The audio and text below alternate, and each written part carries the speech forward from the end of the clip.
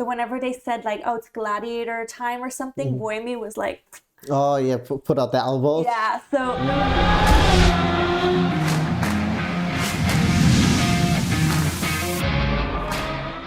hi guys, and welcome back to the Daily Racing Show here at RacePlazaMedia. It is Media Friday, and as per usual, we're going to cover racing in a different form of medium, and today we're going to take a look at Formula E Unplugged. You haven't seen it yet. I've watched it. I decided to take a look at it because this month we're doing a little bit more F1 themed things. A lot of people are already familiar with Drive to Survive, which is on Netflix, which I feel like kind of jump-started F1 in the US or brought it more into mainstream. So for 3 seasons now, Formula E has done their version of it, a smaller version on YouTube for free. So I watched all of it. You watched all 3 seasons? I know, I watched the full 3rd season. Oh, okay. I was like, how did you do that? No, I mean, the good thing is, so season 3 has 10 episodes. They're about 15 minutes each, so it's not a lot. So it was a little bit less than 3 hours long, which was nice. And I feel like I got a great sense of Formula E through it, because so far, neither of us have watched a full FE race yet. Yeah, I think I've only seen parts of it. I've seen highlights and I've done research for the video that came out a couple of weeks ago breaking down what exactly FE is, or Formula E. So this was a little bit more depth introduction, what happened last season, what's happened in the past. I got to know some of the drivers, some of the teams. So sorry, season 3 is about last season, right? Yeah, so season 3 is about season 9 of Formula E. They're currently in the 10th season. We've already had a couple of races so far, and the next race will be in March. So there's a little bit of a break, so I thought now is the right time to take a look at it. And then, so does it come out parallel or does it come out later? No, so it's just like Drive to Survive. I don't know how that works. It came out afterwards.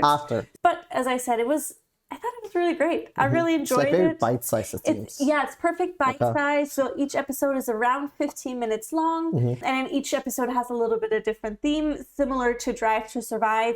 Different episodes are either focused around a specific driver or a specific team. In this case, also sometimes a team principal. Oh, okay. Which was really cool. Yeah. So I've never watched Drive to Survive. I've never watched any of that. So you're the expert on that. Yeah. So I watched 2 seasons of Drive to Survive. And then you haven't watched it since like we got back into watching F1. So you didn't watch any of the seasons that we actually followed. The seasons. Yeah, exactly. I decided to watch Drive to Survive originally just to kind of get a jump start back into F1 because we took a little bit of a break. So it was nice to get an introduction of the drivers, what happens in the past seasons. Of course, it's very much a dramatized. It's a dramatized version with like the different cuts and the editing, and the music. I think the only like clip that I've really seen of Drive to Survive is, I think it was 2 years ago. It was Zhou Guanyu's rookie season and his big crash that he had in like one of the, I don't know which race it was, but I just remember his parents were there. But I remember seeing the clip where they like showed it all different angles and then like gray and like the music. And I was like, bro, are you serious? It's so dramatized. I mean, Formula E Unplugged is following in a similar vein. I didn't think it was quite as dramatized. I mean, a lot of action happens in Formula E, which I thought was really interesting. I think Formula E is like notoriously way more aggressive. Yeah, it's one of the guys, or one of the sports commentators was saying that it's very much a madhouse. Lots happens in Formula E. Which I also, like, at least that's the sense that I got from watching it, that there's, I would say, maybe a lot more, not competitiveness, because obviously all racers are very competitive, but the title fight and the podiums change dramatically. Like it's a much closer race compared to like Red Bull dominating, and before it was like Mercedes dominating. Exactly. So there's a lot of different people on the podiums, which I thought was very exciting. There's a lot of crashes that happen.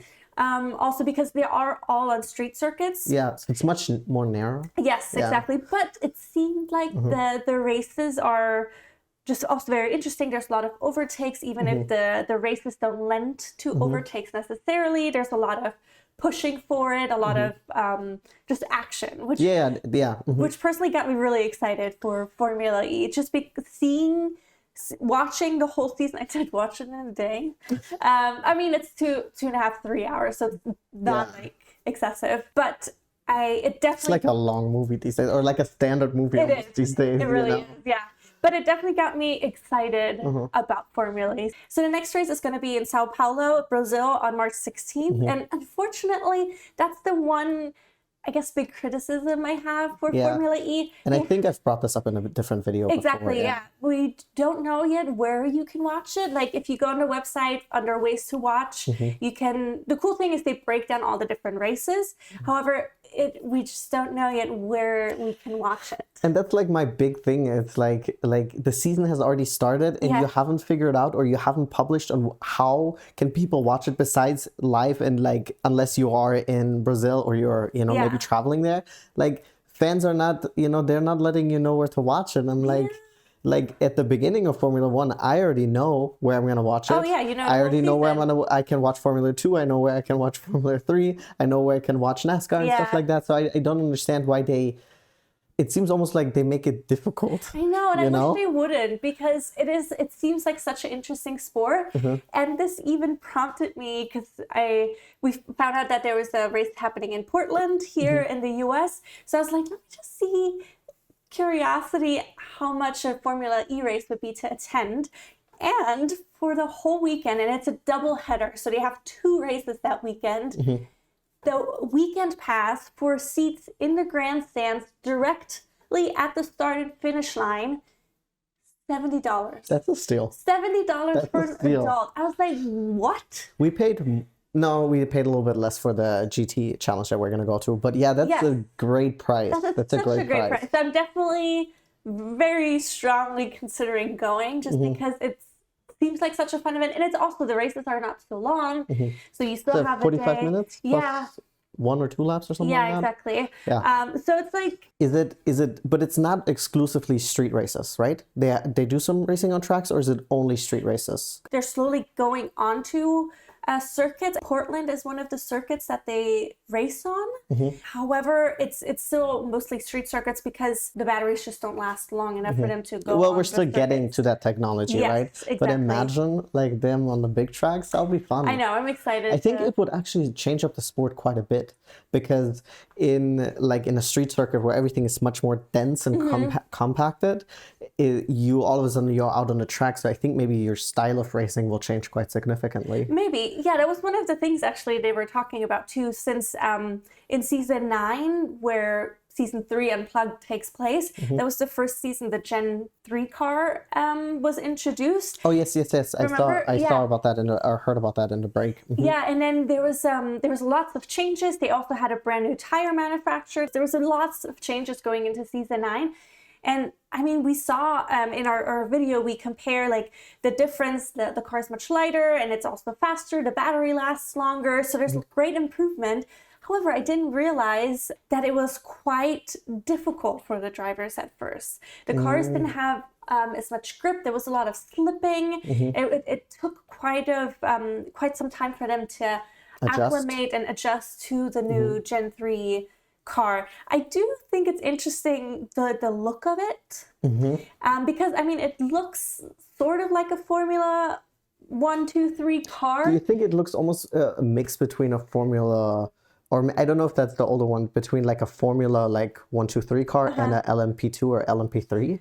That's the older Gen. Oh, the older one. That's the older one. Okay. I couldn't remember which one is the newer version. Yeah. Because I always thought that they kind of looked like that. Yeah, so I feel like the older Gen definitely looks a little bit more like it. I guess they have that shape, yeah. But the new one looks more towards a Formula 1, 2, 3 kind of car. However, it's a little bit more sharper edges. Interesting. And it has, like, it seems like there's more surface on it. Okay. So there's also more, I feel like they sometimes do a little bit more design-wise. Okay. For example, the Nissan, they had cherry blossoms on the side, which I thought, at least that was what I saw in it, but I thought that was really cool. And I feel like sometimes the new liveries for F1 are being released right now, and there's some It's just like, it's I not... hear that people are like, because there's a video that we're gonna come out on the channel where we're gonna like react to it, or I'm gonna react to it. We're gonna review all of the new ones. Exactly. And like while I'm avoiding them as much as I can, I hear the general consensus people are a little disappointed. Yeah. Because it's always a little bit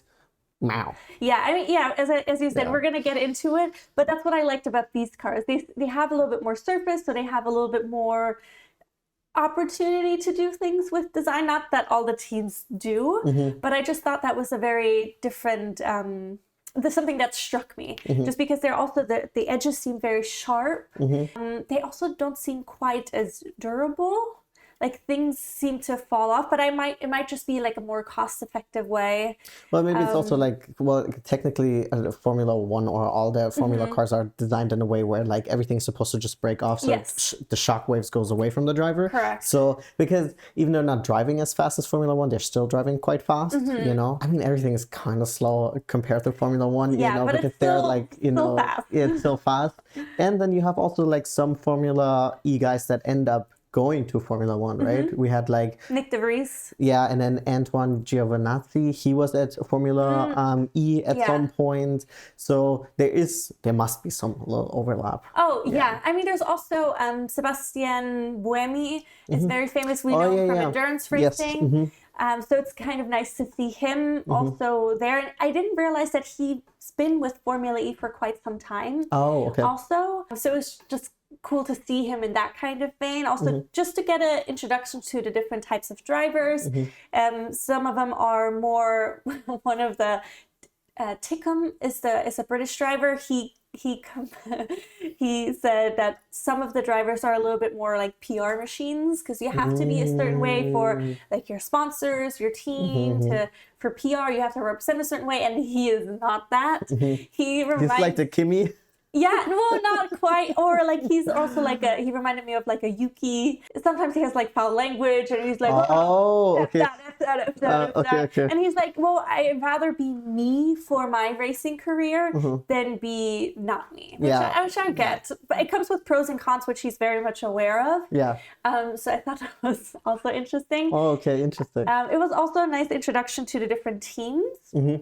Because we have very different teams there than we have in like Formula One. We have because there's no correlation. It just Formula is because it's the type of car, right? It's an open wheel car. Yeah. But otherwise, there's no like. It's an FIA championship, and that's about like there's no correlation. Yeah, right? exactly. So it was interesting to see that they made a big differentiation of there's manufacturer cars like Jaguar, Porsche.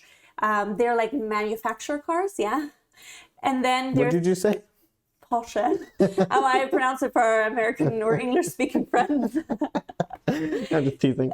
So we have like manufacturer cars like Jaguar, Porsche, and those. And then we also have customer cars like Envision, for example. The Envision has a Jaguar engine in it, but it's like a customer car that just purchases the engine, the powertrain from. I mean, kind of like Haas. Exactly. So that's what it reminded me of. But I thought it was very interesting, which I guess is not as much of an open thing during Formula One as much, that they very much work closely together.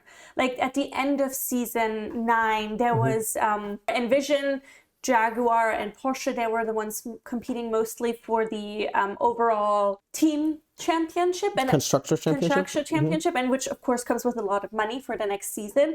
And people were working together, like Envision and Jaguar were kind of working together, like the drivers also. Yes, exactly. Or there was meetings prior to the final race, just to be like, or final 2 races, because there was a doubleheader weekend as well. They were having meetings to talk about like how we can help each other for driver and team championships, which I don't think is a thing as much openly in F1.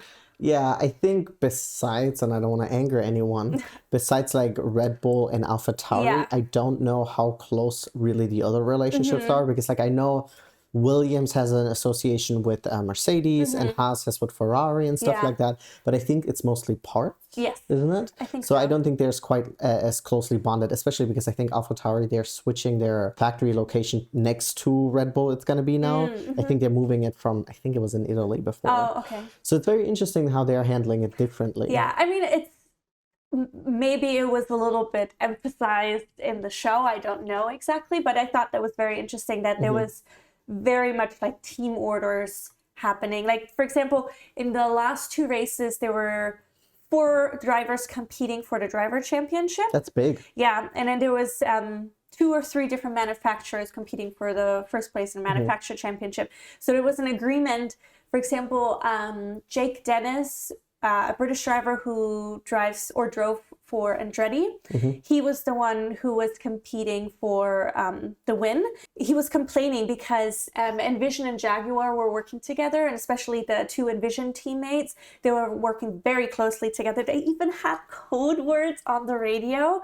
Like, so Sebastian Buemi is an Envision driver, and then Jake Cassidy was the other Envision driver. Okay. Jake was the one competing for the win, and Buemi wasn't, so he was just supporting. So whenever they said like, oh, it's gladiator time or something, Buemi was like, oh yeah, put out the elbows. yeah, so that was really interesting. But it's also cool to see them working together, because at the beginning of the season, at least the way it was represented in Unplugged, they were very much butting heads because there were new teammates. Both of them are good drivers. Well, actually, I would argue that Sebastian Buemi has a better record because up until that season, well, at least in Formula E, because up until that season, Cassidy had only placed up to 11th. Oh, and okay. So he's never placed top 10, and then he was fighting for the championship. Yeah, that's big. That was huge. Yeah. Wow. So it was really interesting to see to get that all like summed up, which I loved about Unplugged. It was condensed. It was not overly dramatized because there was also not that much time to do it. So how many episodes are there? There's 10 episodes. And then how many races are there? 16. Okay, so that means it's not 1 episode per race. It's kind of like summed up. Do they show a lot of the racing? Or is it more like the personal behind the scenes? It's definitely a mix because it's a combination of like what happens a little bit behind the scenes, but also a lot of what happens on track. So they showed a lot of the action that happened on track. There was a couple accidents, of course, that happened throughout the season. There was one major accident that happened with Sam Bird. He drove for Jaguar previous season, but because of things that happened throughout the season, his contract wasn't extended, so he's now with McLaren, which is a newer team for Formula E. Okay, very cool. I think it's their 2nd season now. Is in Drive to Survive, is there more racing shown? Or is it not? Would you say you could draw a comparison if you're like, if you like DRS, is it called DRS, that's our show. Yeah. Drive to Survive, DTS. DTS, if you like DTS, would you like that and vice versa? I would say yes. I think the pros about the Unplugged is that it is shorter. I feel like it's not quite as dramatized. It's not so much about the drama that goes on behind the scenes, whether or not it's real. It's very much focused on the driving and on the results that are happening. They give a little bit of background info, also what happens previous seasons, because there's some of the racers who are competing have been with Formula E for the entire 10 seasons. Wow. Which is really incredible. There's some rookies. It's notoriously hard for rookies not only to make it, but to make it past 1 season. Yeah, I mean, if you have people driving or racing there who've been racing for 10 years and then someone coming in for the first time, I could see how it's difficult because you know you're already much more familiar with like the format, the street circuits, the tracks, everything, the car. Yeah. Wow. So for example, season 8 of Formula E had 3 rookies. Only one of them made it to the following season. But then season 9, I think they had 2 rookies, and both of them are still competing now because they both did well. They all both, I think both of them landed on the podium even, which is really great. That's big, nice. And then this season, there's only 1 rookie. Interesting. Yeah, I guess in motorsports, it is in general difficult probably to get a seat. I mean, this upcoming season in Formula One, we don't technically have a rookie this year, you know. I will say I think 2025 will probably be more interesting because there's a lot more movement going on. So we'll see if there's going to be But it is tough. I hope that they do focus on their like junior program in Formula E, you know? Yeah, I agree. But I feel like as a final kind of summary, I can definitely highly recommend checking it out, especially because it's so bite-sized. It's easy to watch. You can watch it anywhere as long as you have your phone on you or a laptop or internet. access to YouTube, really. Yeah, exactly. You just need access to YouTube and you can watch it.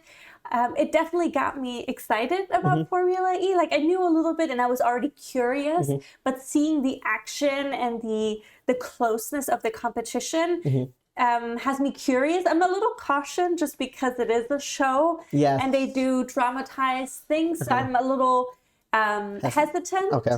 I'm not, but I'm still very much wanting to watch a race and also attend a race. I think the good thing is about, especially it also being bite-sized, is at least you kind of get to know the people on the grid. Yes. And you have like, you know, a lot more drivers now in Formula E than I know, because I know Sebastian. And that's about it. You know, that's because you told me. So it's a really good way to maybe get to know the series, the people, and then, you know, and then maybe you can do it like we do, you know, or like you did. You watch the show and then you watch the racing and then you love the racing and you don't go back. I mean, whatever, but at least you're watching Formula E, and I think that's really what they care about. That's the goal, I would think. Yeah, exactly. All right, perfect. That's all we got to say. Let us know in the comments below if you've maybe watched Formula E Unplugged already, or maybe this video inspired you to check it out. I hope it does. And then we'll put the link down below where you can watch it. We'll link the YouTube channel so you guys can check it out. As always, get in touch via our socials that are also in our description below. And then I'll like and subscribe. And we'll see you guys here tomorrow at the Daily Racing Show. Bye-bye.